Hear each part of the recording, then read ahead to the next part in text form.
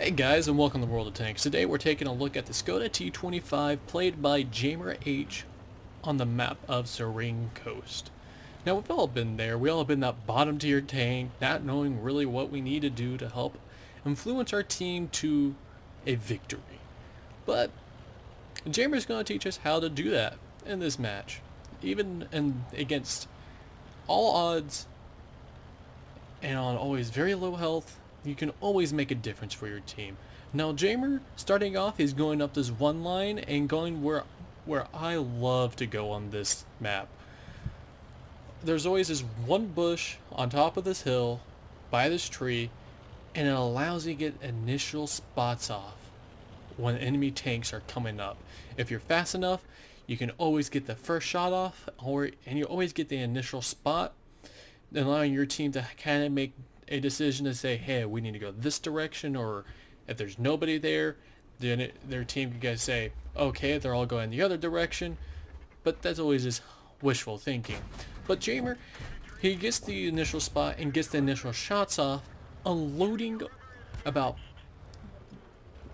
his clip into the T-34-85M, bringing him down to half health in was 2.6 seconds because of the enter-reload speed of the Skoda T25, which is 1.33 seconds.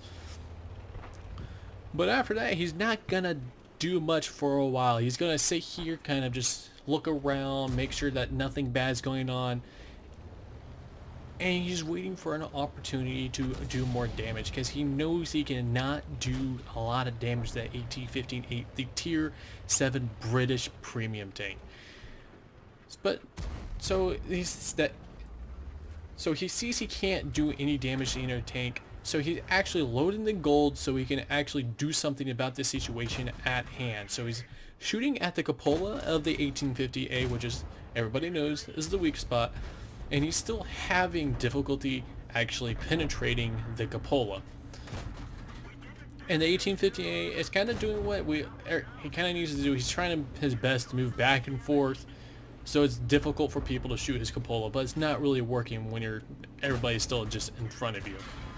But Jamer takes the shots, knocking out the 1850A, and he just got hit by the STRV S1 over there near kind of the cap area where he kind of pointed it out. So now Jamer he kind of look at the map, he sees that there's a T-29 and a Tiger II kind of brawling it out, and he wants to help the Tiger II. So he's going around, he's flanking the T-29 with the Hellcat, and they each put a shot into him, killing the T-29. Now Jamer, he's seen that a lot of the major threats in this side of the railroad tracks have been eliminated, and he sees that there are a lot of people on this side on his own team, so he's moving to the other side to see what he can do over there. Now there is a T-29 last spotted over here, and there he is, not really have moved that much, and puts another shot into Jamer, leaving him only on 14 health, and he needs to get out of there at that situation. The Hellcat should take this hint of Jamer leaving, but he does not, and he will soon pay the price for that mistake. But Jamer, he is moving back, he's trying to see what he needs to do, how he's going to do it when he only has 14 health, and, oh, there goes that Hellcat, killed by the same 29 that just left Jamer on 14 health. So Jamer, he sees that, he knows that the T-29 is probably going to go up to go attack those Tiger IIs and that IS, so he waits for an ambush on the T-29, just kind of patiently waiting here, and the T-29 is about to go across this opening, allowing Jamer to shoot at the T-29. He's gonna put in a couple shots into the T-29, setting him on fire, doing 519 damage, and pulling back. Now the T-29, he's kind of being preoccupied by that Tiger II, but he's gotta be very safe about situations like this. And Jamer, he's trying to get up there, but he realizes that he can't, so he decides to go back this way, but he sees that the T-29 is not even pointing this direction. So he's turning the tank around, and he's going to go push forward and assist that Tiger II as fast as possible to take out that T-29. Now, he missed the first shot. He's reloading because the Škoda has a really fast reload speed for a clip, and he's going to take 2 shots into the T-29 and push back because the T-29 was facing his direction, and Jamer set the T-29 on fire, securing that kill for his team. Now, as you see, he has been on very low health for a while, and he's not sitting back and he's not sniping. He's kind of doing a mixture. He was doing a mixture of both at the moment, but he's trying to get in there, try and make a difference for his team. Now that there's nobody on that side of the railroad tracks, he moves over to the other side of the railroad tracks, and he's focusing on this STRV S1, the tank that he knows that is right there at the moment. Now there's a Hellcat there at the moment as well, so he has to deal with these both tanks, and he has to deal with these both tanks, and he has 2 Tiger IIs to help support him. So now Jamer's going to pop the ridge, use the gun depression of the Škoda and the clip of the Škoda to put in a couple of shots into the Hellcat, and now he's pushing back because the STRV was trying to get at him.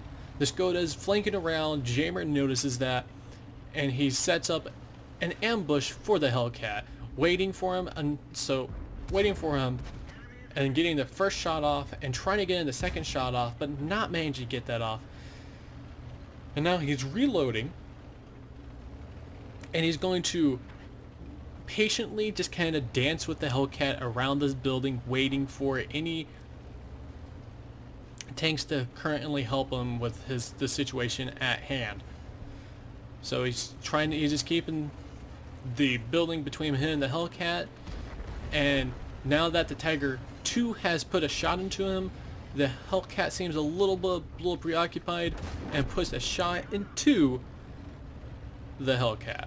Now he needs to focus on the STRV S1, which has been taken out, which took out a Tiger II, and now just took out another Tiger II. Just shooting it, still stuck in siege mode. Jamer pushes forward and tries his best to track the STRV S1 and kind of just circles around him, using the mobility of a medium tank to just keep on dancing around a turretless tank destroyer. It didn't even have gun reverse, just making it that much more difficult to deal with things that are circling you. Now he looks at the direction where the T-150 was last spotted, and he's trying to come up with the idea of where that T-150 is going to be at the moment, and if he's still going to be over there. Jamer is coming up with the idea of how to get over there. Now this is what a lot of people like to do. Instead of actually going through the cap, they like to go through this little area and actually kind of just ambush people that are in this area. But but the T-150 is not in that area anymore. It has moved around to try to catch Jamer off guard, but Jamer has moved around, and now he's just sitting in the cap.